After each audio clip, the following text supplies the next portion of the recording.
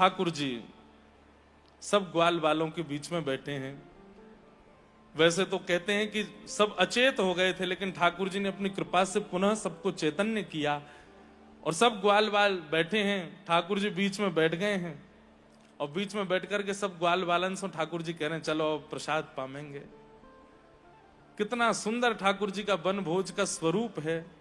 विभ्रद वेणुम जठर पटयो श्रांग वेत्रे चकच्छे वामे पाणौ मृषण कवलम तत्फलम लांगुलीषु तिष्ठन् मध्ये स्वपरशुहिदो हासयन् नर्म विस्मे स्वर्गे लोके मिषति विभुजे यज्ञ बुक्पाल के लिए।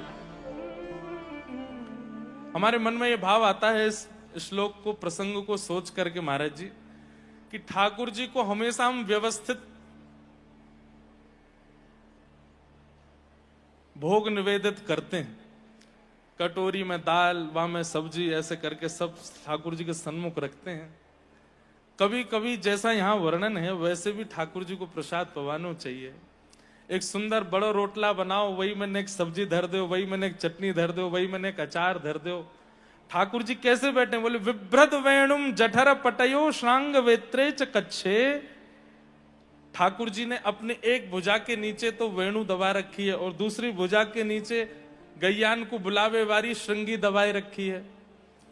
अपने हाथ के मध्य में ठाकुर जी चटनी लेकर के बैठे हैं और उंगलियों के बीच में विविध विविध प्रकार के अचार लगा रखे हैं। यहाँ टेंटी को अचार है, यहाँ नींबू को अचार है, यहाँ आम को अचार है। दूसरे हाथ में ठाकुर जी ने रोटी ले रखी है। एक रोटी पामे फिर एक अचार चाटें, फिर एक रोटी पामे फिर एक चटनी चाट लें और फिर सामने बैठे जो ग्वाल वाले हैं उनसे कहें अरे तू खा लेके आयो, मैं तो लाला गोभी को साग लाऊं, ला चल खवाए दमो को। वो अपने हाथ से खवावे, ठाकुर जी वाको पाले। तू खा लेके आयो, लाला मैं तो आलू को झोल लाया हूं, चल चल जल्दी पवा मुंह को कैसो है। वर्णन के भाव से तो ऐसा प्रस्तुत होता है कि ठाकुर जी के चारों तरफ सखा बैठे हैं, लेकिन एक भी सखा को यह नहीं लग रहा है कि ठाकुर जी उसकी तरफ मुख करके बैठे हैं। सबको यह लग रहा है ठाकुर जी मोये देख रहे हैं और मोते ही मांग रहे हैं और सबके भाव से ठाकुर जी पा रहे हैं। इतने में ठाकुर जी बोले अरे मधुमंगल ना है, देख रहे हो कहां गए हो? अरे लाला मटका में कोई ऐसा लगे कड़ी वड़ी लेके आयो और कहीं हम सबरे चट्टनाएं कर जाएं, हमारे एकांत में जाके खाए रहो है। ठाकुर जी बोले मोते कैसे बच के जाएगो है कहां को? बोले वहां बैठो वृक्ष के पीछे। ठाकुर जी दौड़ करके गए तो जाके देखो मधुमंगल पूरा घड़ा मुक्ते लगाए के सब चप चप पीतो जा रहो। ठाकुर जी बोले अरे मोते बचाए रहो दिखे कि कहीं मैं ना खा लूं तेरी कढ़ी है, मैं ना मांग लूं, या हमारे एकांत में बैठ के पान कर रहा है। मधुमंगल ना लाला ऐसी बात ना। तो कैसी बात है? वो 3 दिना की बासी कढ़ी हती खट्टी है गई। अब लाला तू तो राजा को लाला है, तेरे घर तो रोज नयो भोजन बने, हम तो एक बार मैया कढ़ी बना दे, 2-2 दिनान तक वही में करनो पड़े। लाला ऐसी बात ना है, अब खट्टी कढ़ी है तो को नहीं पिवाऊंगो, अब तू तो कोमल है लाला, या को तू माने ना है जिद करके खा ले और कहीं खावेगो तो को कहीं संकोच में बोलेगा ना और तो कहीं दिक्कत भई तो, या मैं लाला मैं तो एकांत में सब रोज चट कर रहा हूं। ठाकुर जी बोले ला दिखा मुंह देख अंदर खट्टी कैसी है। इतने में ठाकुर जी मटका देखो तो वहां में तो कछु है ना। लाला अब तो खाए गयो, अब तो पी गयो सबरी। ठाकुर जी बोले अच्छा लेकिन मुंह को तो मिले ही गई। बोले कहां से मिली? मैं तो सबरी खा ली। ठाकुर जी ने मधुमंगल की ठोड़ी पकड़ी और अपने नेक समीप लेकर के जो थोड़े थोड़े बिंदु कड़ी के मुख पे लगे हैं, यहाँ ने कड़ी लगी, नाक पे लग गई, गार पे लग गई, ठाकुर जी जीव निकाल के मधुमंगल को मोही चाट गए और चाट करके सबरी कड़ी ले गए। बोले अरे खट्टी तो ना है, स्वाद तो बड़ी बनी, लेकिन दारी के तू चावे ना है सब पामे, या हमारे ऐसो करे। लेकिन ठाकुर जी तो सहज में लीला कर गए, पर मधुमंगल तो भावुक हो गया। नेत्रन में आंसू भर आए, अंक में भर लिया ठाकुर जी को। वो लाला तू इतना प्रेम मत कियो कर, हम इतने अधिकारी नहीं है जितना तू हमसे प्रेम करे। ए तू मुंह पे लगी भाई कड़ी चाट गयो तो तू मेरो मित्र ना है, मैं ना ही चाट सकूं। वो ना लाला बात वो ना है कल को अगर तू बड़ो है गयो और तो में ज्यादा योग्यता आ गई, कहीं तू हमसे दूर है गयो, तो तेरे वियोग में हम कैसे रहेंगे? तू इतना प्रेम मत करे कर।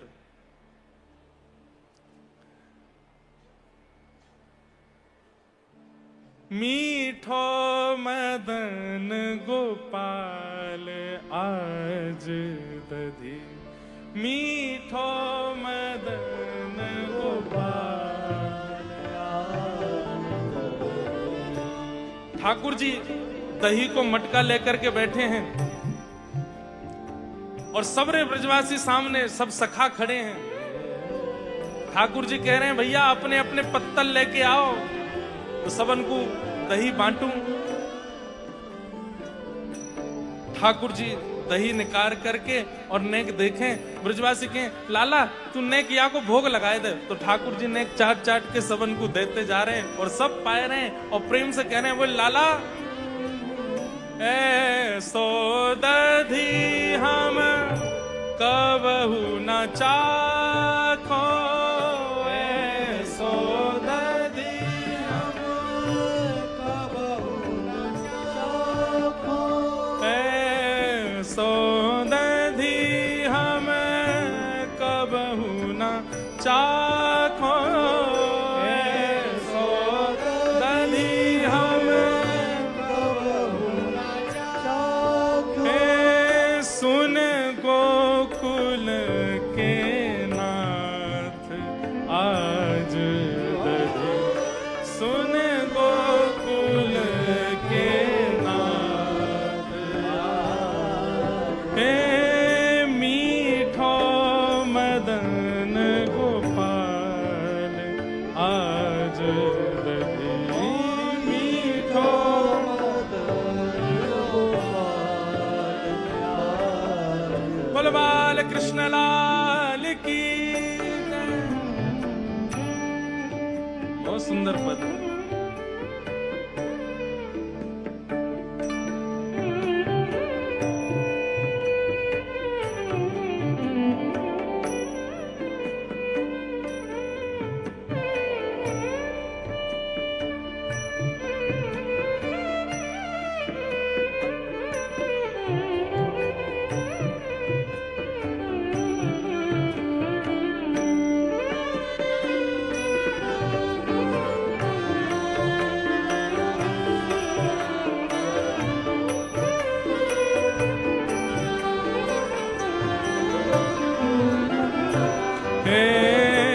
भावत मोहे तिहारो झूठो, भावत मोहे तिहारो झूठो, भावत मोहे तिहारो झूठो,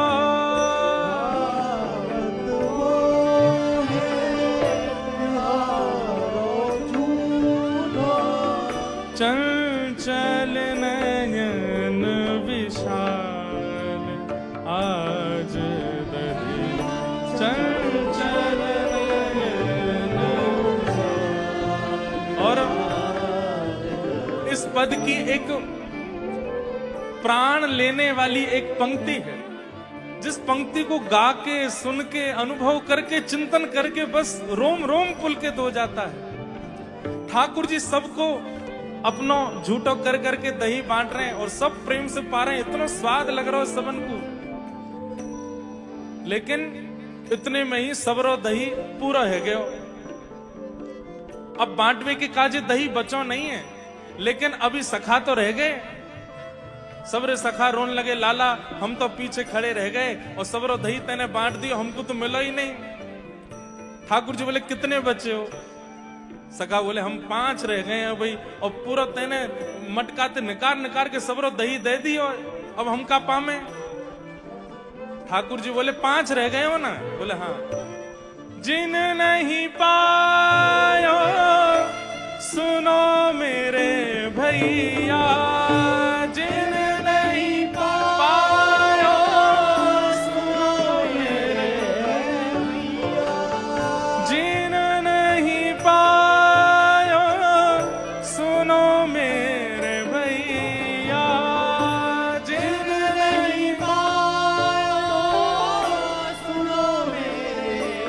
क्या कर रहे हैं? मेरी हथेली चाट आज दली, मेरी हथेली चाट आज दली। ठाकुर जी एक एक करके सखान ने बुला रहे हैं।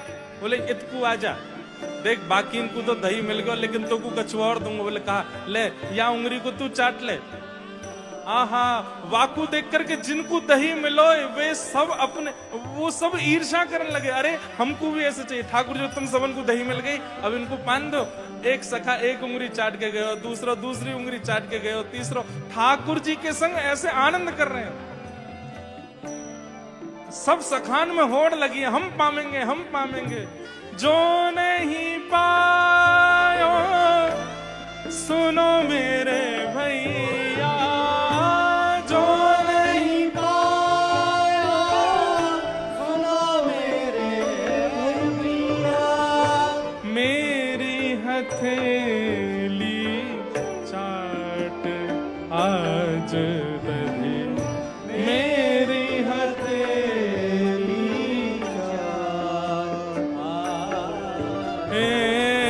आपुन खात खवावत ग्वालन, आपुन खात खवावत ग्वालन। मानस लीला रूप, मानस लीला हे परमानंद प्रभु हम सब जानत। परमानंद प्रभु हम सब जानत। तुम त्रिभुवन के भूप आज दही, तुम त्रिभुवन के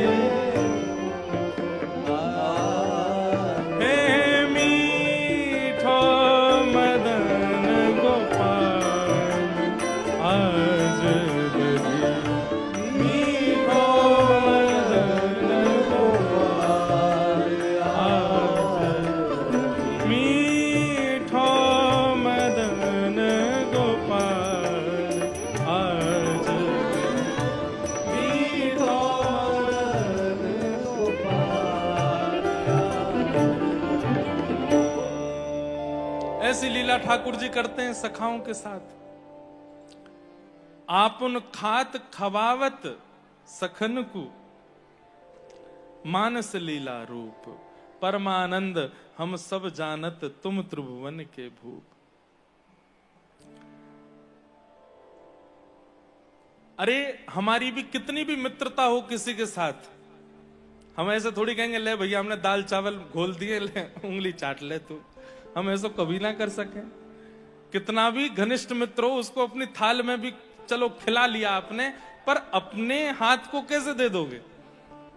पर ठाकुर जी की मित्रता देखो, सखत्व देखो और ये प्रेम देखो। इसको देख करके आकाश में ब्रह्मा जी की बुद्धि घूम गई। बोले ये परमात्मा नहीं हो सकते, ये भगवान नहीं हो सकते।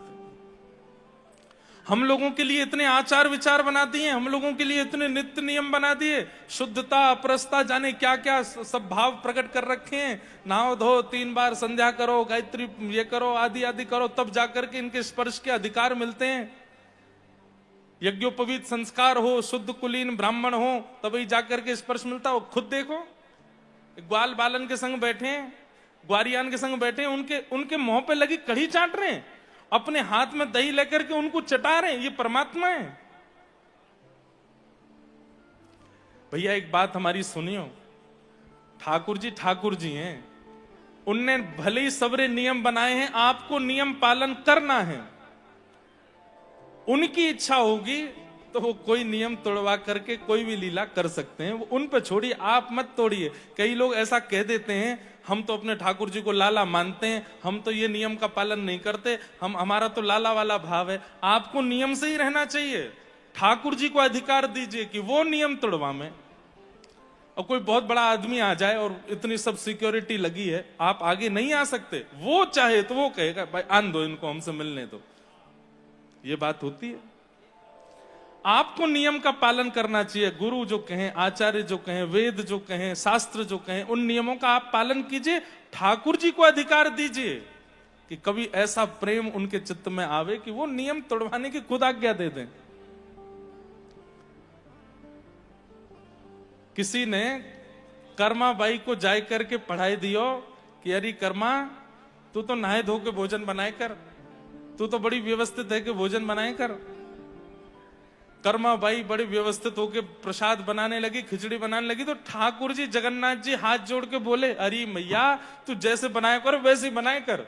तो इतने आचार विचार और इन सब करने की आवश्यकता ना है। नियम से सबको रहना चाहिए। ठाकुर जी को अधिकार दीजिए कि ठाकुर जी कोई नियम तोड़वा। एक बार श्रीनाथ जी के मंदिर में तानसेन गाने के लिए आया।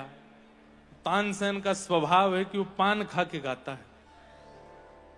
तो जैसे ही गान लगो तो गुसाई जी बोले तानसेन ये राजा का दरबार नहीं है, कुल्ला करके आओ, शुद्ध स्थिति में बैठो, यहाँ पे कोई राग सेवा नहीं हो रही है, कोई बादशाह को तुम कोई वो नहीं कर रहे हो, साक्षात परमात्मा बैठे हैं, यहाँ शुद्धि का ध्यान रखना पड़ेगा। तो तानसेन उठ करके गए, मुंह हाथ धो करके फिर से आए, बैठे गान लगे। जैसे ही तानसेन ने गाना शुरू किया, सामने खड़े श्रीनाथ जी को झोंके आने लगे। आंख बंद करके ठाकुर जी कभी इतकू जामे कभी उतकू। गोसाई जी ने देखो श्रीनाथ जी सो रहे हैं, पर्दा कियो, जय जय कहा भयो। बोले जी पहले तो बढ़िया गा रहो, अब या के गायन में मुझको आनंद नहीं आ रहा है, मुझको तो नींद आ रही है। जय जय पहले पान दबाई के गा रहो। बोले या तो को पान खा के आवे को फिर गावे को। तानसेन गए, गुसाई जी बाहर आए, बोले सुन भैया तू जो पान खावे वह खा के आ। बोले आपने तो मना किया था। बोले हमने मना किया, हम तो आचार्य की वाणी सब शास्त्र की वाणी सब बात कहें भैया, जो आचार विचार है, पर उनकी इच्छा है तो वहां के आगे कैसे कह सके। वो कह रहे खा के आ। तानसेन पर पान खा के आए, जैसे गाने लगे सोई ठाकुर जो हाँ अब बढ़िया लग रहा हो, अब याद को ऐसी गावे। तो आपके अधिकार में नहीं है नियम तोड़ना, आपके अधिकार में नहीं है अपनी मनमानी करना। ठाकुर जी को अधिकार दीजिए, ऐसा प्रेम प्रस्तुत कर दीजिए, ऐसी सेवा कर दीजिए कि ठाकुर जी के अधिकार में आ जाए। वो कहें कि नहीं तुम इसको मत करो, तुम तो ऐसे ही आओ हमारे पास, आपके अधिकार में नहीं। ये सब सखा भी ठाकुर जी के, ये भी सब बड़ा ध्यान रखते हैं। ठाकुर वर्णन आता है एक जगह कि जब अक्रूर जी महाराज ठाकुर जी को लेने आए तो ठाकुर जी गैया चरा करके जा रहे थे और निकल चुके थे। तो अक्रूर जी महाराज जब देखने के लिए जाते हैं तो रज में क्या पाते हैं, एक तरफ तो सब ग्वालान के चरणन के निशान हैं और एक तरफ गैयान के खुरन के चिन्ह हैं, और उन गैयान के खुरन के चिन्ह में बीच में छोटे छोटे छोटे छोटे ठाकुर जी के चरण चिन्ह हैं। मतलब ये ग्वाला भी जब ठाकुर जी गैया चराते हैं तो थोड़े इतर होके चलते हैं, नहीं ठाकुर जी थे ऐसे दूरी से बना के चले। एक दिन ठाकुर जी बोले अरे मधुमंगल श्रीदामा तनसुखा मनसुखा सबरे आओ संग चलो। ना लाला हमने दूर है कि चलेंगे। बोले क्यों? वो लाला तू जब पाम धरे और पाम धर के बाद उठावे ना, वहां के बाद वह रज में जो आकृति बने वह देखवे में हमको बहुत सुख मिले, और वहां पे अपने चरण धरवे को हमारो मन ना होवे, या हमारे लाला हम तो इतर हो के चलेंगे। इतनी मर्यादा तो सखा भी रखते हैं ठाकुर जी के।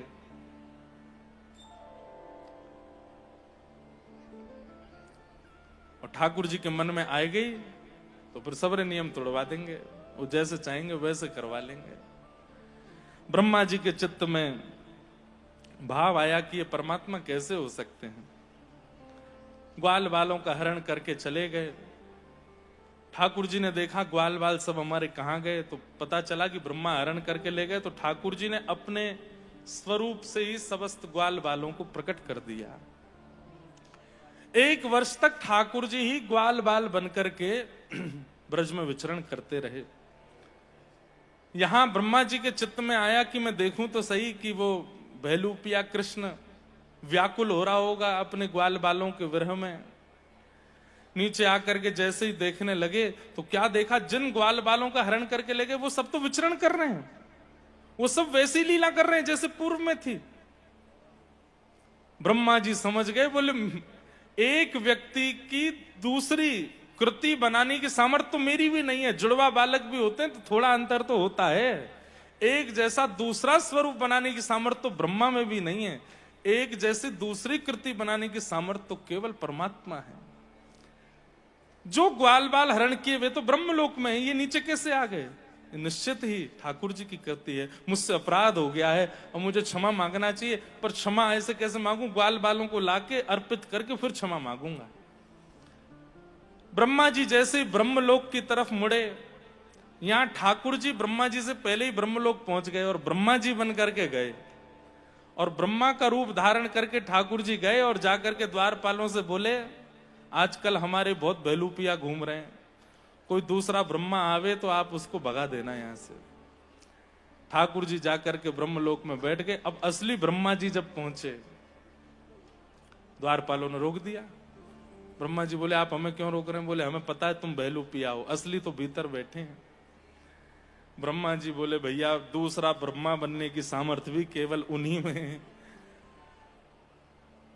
बोले, मैं नकली ब्रह्मा हूं, मैं स्वीकार कर रहा हूं, लेकिन जो असली ब्रह्मा बैठे एक बार उनसे दर्शन करा दो। ठाकुर जी के समीप गए। सबको तो वे ब्रह्मा के रूप में दिख रहे थे, लेकिन ब्रह्मा जी को साक्षात शंख चक्र गदा पद्मधारी चतुर्भुज रूप में दिख रहे थे। ब्रह्मा जी ने चरणों में प्रणाम किया। नो मिड्यते ब्रवपुषे टडिदंबराय गुंजावतम सपरिपेच्छल सन्मुखाय वन्यस्त्रजे कवलवेत्र विषाण वेणु लक्ष्मश्रिये मृदुपदे पशुपांकजाय। ब्रह्मा जी ने खूब सुंदर स्तुति गाई। उच्छेपणं गर्भगतस्य पादयो किं कल्पते मातुरदोक्षजागस। ब्रह्मा जी एक निवेदन करते हैं ठाकुर जी के चरणों में। जब इतनी देर स्तुति गाते रहे और ठाकुर जी के मुखमंडल पर बिल्कुल प्रसन्नता नहीं देखी, तब ब्रह्मा जी कहते हैं, बोले, नाथ, जिस प्रकार गर्भ में विद्यमान बालक, मां के गर्भ में विद्यमान बालक कभी गर्भ में कुछ क्रिया करता है, तो क्या गर्भ धारण कर रही मां उससे नाराज हो जाती है?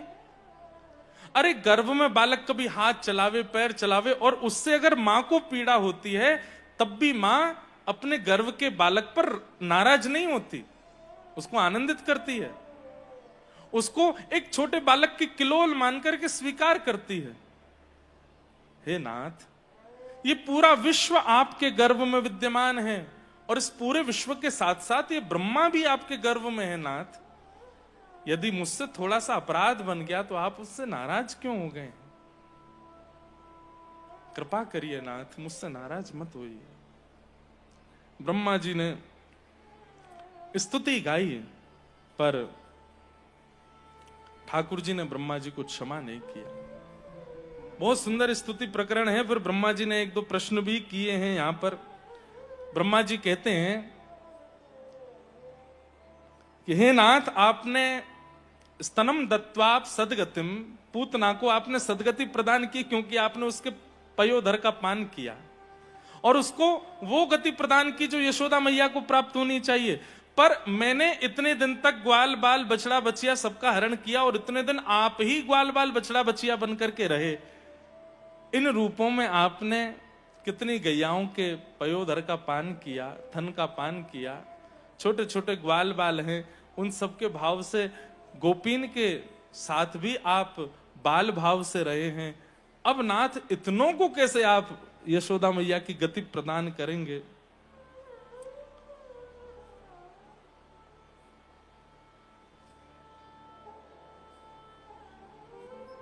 सद्वेषा द्विवपूतनापि सकुला त्वामेव देवा पिता। वर्णन करते हुए यहां पर कहते हैं कि आप उनको जब मातृगति प्रदान कर सकते हैं केवल पयोधर पान करने पर, तो इतने गोपियों पर आपने कृपा की, इतनी गैयाओं की आप बछड़ा बछिया बने, इन पे भी कृपा करेंगे, इनको कैसे मातृगति प्रदान करेंगे? ठाकुर जी ने इसका कोई उत्तर नहीं दिया, क्योंकि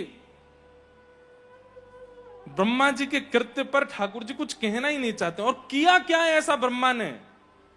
बोले जो हरि को भज रहे थे, जो हरि के प्रिय थे, उनको दूर करने का कार्य किया, इसलिए ठाकुर जी को प्रिय नहीं लगा। इसलिए कुछ भी करिए, कोई भी अपराध आपसे बन जाए, सब पर ठाकुर जी क्षमा कर देंगे, लेकिन कभी किसी भगवत वैष्णव को आपके कृत्य के कारण ठाकुर जी से दूर होना पड़ा, ठाकुर जी कभी क्षमा नहीं कर पाएंगे। इसलिए कभी कृपा करके वैष्णव अपराध मत कीजिए, किसी भक्त का अपराध मत कीजिए। ठाकुर जी अपनी सेवा में हो रही त्रुटियों से कभी नाराज नहीं होते, लेकिन अपने भक्त के किसी भी अपमान को ठाकुर जी स्वीकार नहीं कर पाते। इसलिए कृपा कीजिए, भय केवल एक से रखिए, भगवत भक्त, उसका कभी चित्त से भी हमारे अंदर में कभी अपराध भाव ना बने, ऐसी क्रिया करो। और कथा तो बहुत है, हमारा मन है कि श्री गिरिराज उत्सव तक कथा कह दें, फिर उसके बाद की क्रम महाराज जी आप कह करके श्रीमद् भागवत जी का विश्राम कर दें, या फिर आपकी आज्ञा होगी तो फिर जो शेष रह जाएंगे फिर आएंगे श्री रेवासा जी में, फिर से सेवा कर देंगे। करने तो आएंगे हम, चाहे जब भी आए, बड़े बूढ़े से है कि आएंगे, आते रहेंगे बीच बीच में। बड़े बूढ़े मतलब बहुत ज्यादा बड़े बूढ़े नहीं, एक और आनंदित होकर के फिर आएंगे, फिर सेवा करेंगे।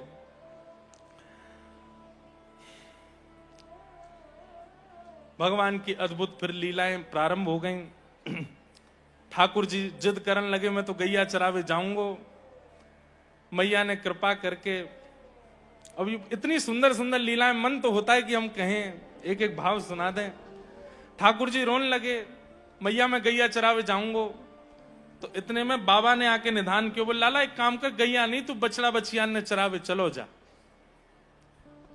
तो जैसे ही ठाकुर जी, आज प्रथम गोपाष्टमी है, मैया ने तिलक किया है लाला को, श्री सांडिल्य मुनि आए हैं, आकर के सब लाला की विधि विधान करिए, लाला पहली बार गैया चरावे जा रहा है आज। गौ चारण के लिए ठाकुर जी जैसे तैयार रह रहे हैं, तो मैया ने छोटी छोटी पनैया पहनाई है लाला को, पादुका पहना दें। ठाकुर जी बोले मैया जी कहा कर रही है? लाला तू को पादुका पहना रही हूं। बोले काय को? अब तू लाला इतना कोमल है, वन में जाएगो, कहीं कीट पत्थर कंकड़ लग गए तो फिर रोतो रोतो आवेगो, मैया देख मेरे पाम में का है गो, या हमारे तो को पनैया पहना रही हूं। सोई ठाकुर जी गिनती करने लगे। मैया बोली कहा गिनो? बोले मैया मेरे तो 2 ही पाम है, बछड़ा बछियान के तो 4 हैं, इतनी और पनैया मंगवा दे, इन सबन को भी पहनाए दियो, संग में पहन के सबरे जामेंगे। मैया जोड़ते हंसी। ठाकुर जी बोले मैया हंस काय को रही है? बोले लाला जे पनैया नाए पहने। बोले चौ मैया, इन्हें कंकड़ नाए लगे, इन्हें कांटे नाए लगे। नाए लाला इनके खुर हैं और तेरे पाम हैं, या हमारे तो को लग जाएंगे, इनको नाए लगेंगे। सो महाराज जी, नाना जी एक भाव सुनाते कि ठाकुर जी जोर जोर से रोने लगे। तो मैया बोली लाला तू काय को रो है? सब आ करके लाला को गोदी में ले में, लेकिन ठाकुर जी रोना बंद नहीं करें। अंत में सबने हाथ पांव जोड़े, लाला तू काय को रो यूं बता। तो ठाकुर जी बोले मैया मेरे पाम खुर क्यों ना बने, मेरे पाम पाम काय को रह गए। अरे लाला हमारे पाम नाए बनोगे? नाए मैया, तेने जरूर मैं जब तेरे गर्भ में होंगो खान पान में कमी छोड़ी होगी, यही मारे मेरे पाम रह गए, मेरे खुर नाए बन पाए।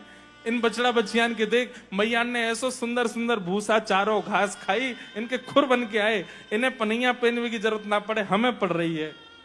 मैया तेने मेरे संग बड़ा अत्याचार कियो।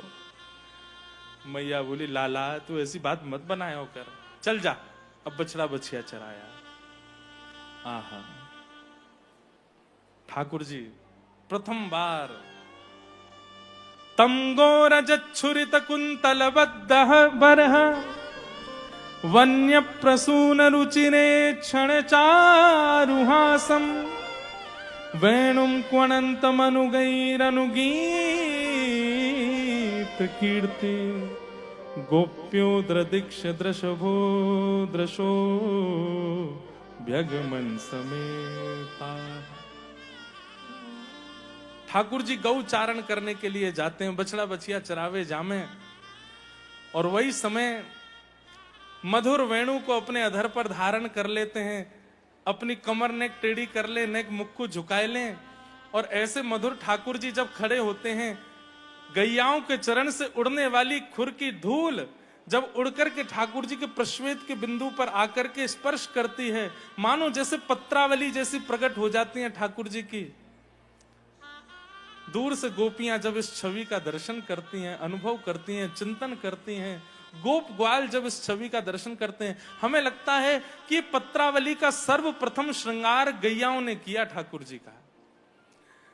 गैयाओं के मन में आती है कि लाला को मैया सजावे, मैया सब काम करे, हमारा तो कोई अधिकार ही नहीं मिल पावे, हम तो लाला की सेवा कर ही नहीं पावे। आज सब गौ घेर करके ठाकुर जी को चल रही हैं, और तभी देखती हैं कि ठाकुर जी के मुखमंडल पर प्रश्वेत आ रहे हैं, छोटे छोटे पसीने के बिंदु आ रहे हैं। तभी गैया नेक दूर जाए करके अपने खुरन को जोर जोर से रज में मारन लगे, और तभी वो रज उड़ करके जावे, और कोई ऐसे नहीं कि एक बिंदु यहाँ एक कहीं और है, बिल्कुल जैसे पत्रावली एक के बगल में एक, एक के बगल में एक, ऐसे सुंदर सुंदर सुंदर सुंदर पत्रावली ठाकुर जी के मुखमंडल पर प्रकट है जाए। आज जब गैया चरा करके लाल जी वापस लौटे, और मैया जैसे ही द्वार पर ठाकुर जी को देखवे जावे, मुखमंडल पर ऐसे सुंदर पत्रावली देख करके मैया के लाला जी श्रृंगार तेरो कौन ने कियो? ठाकुर जी बोले मैया कोई ने नहीं कियो, गैया सब दौड़ रही भाग रही, उनकी खुर की रज मेरे मुखमंडल पे लग गई है। मैया ने वो स्वरूप देख करके ठाकुर जी की बलैया ली, और वादना से मैया ने नित्य स्वरूप बनाना प्रारंभ किया, नित्य चंदन घिसके, और ठाकुर जी को ऐसी पत्रावली बनावे जैसे गैयान ने बनाई। तब से ठाकुर जी को अति प्रिय है पत्रावली का श्रृंगार। चंदन को तो हम अर्पित करें, पर ठाकुर जी तो हमारे चीत स्वामी जी गाते हैं, भीम पलासी,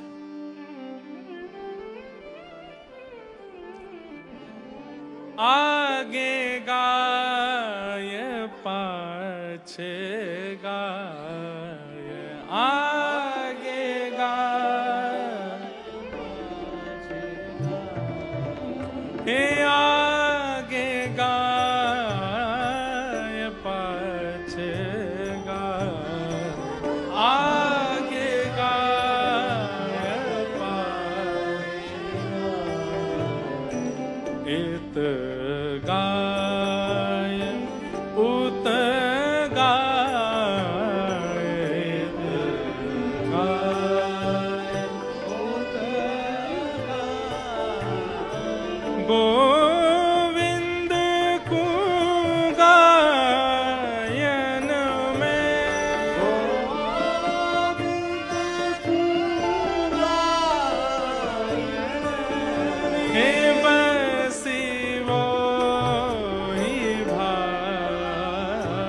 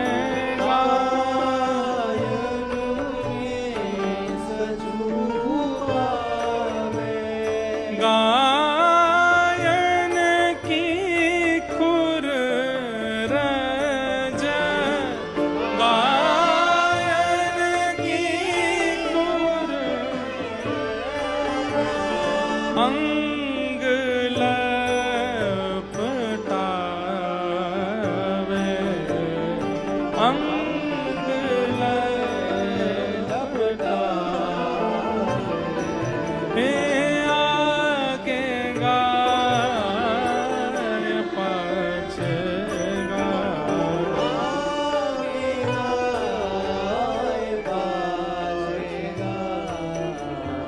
गायन सो ब्रज छायो।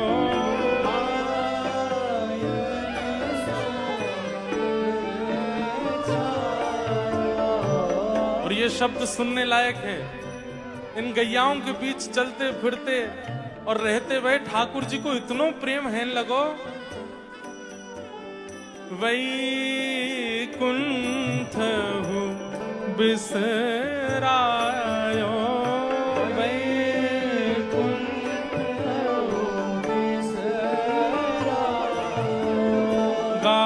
गायन के हेत गिरी गायन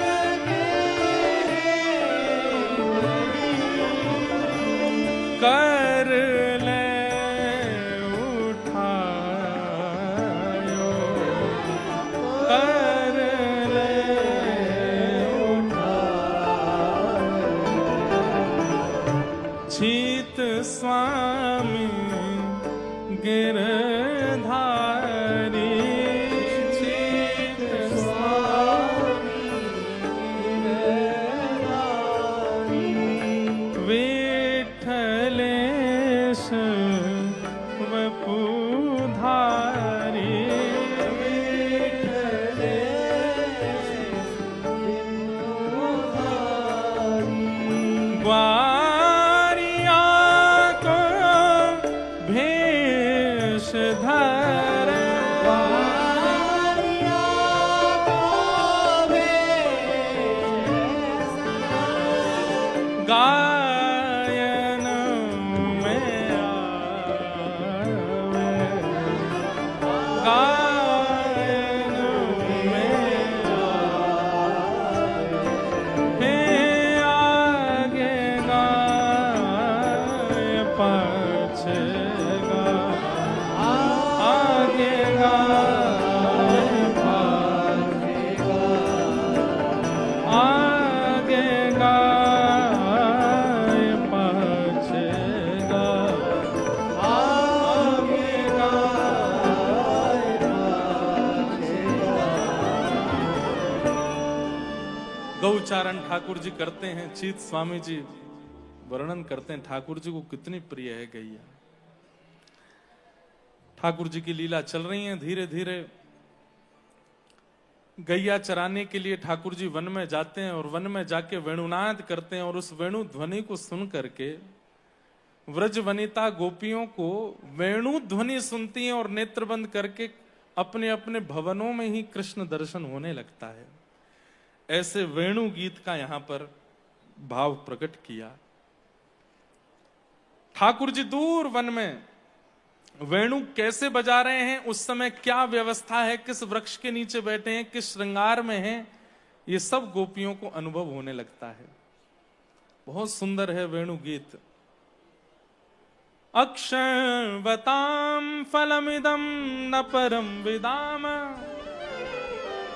यहां पर गोपियां एक बात कहती हैं कि भैया आंख वाले यदि आप हो और यदि आपने नेत्रों से ठाकुर जी को नहीं देखा तो आपने क्या देखा। इन आंखों को प्राप्त करने का एक ही फल है, श्याम सुंदर का दर्शन।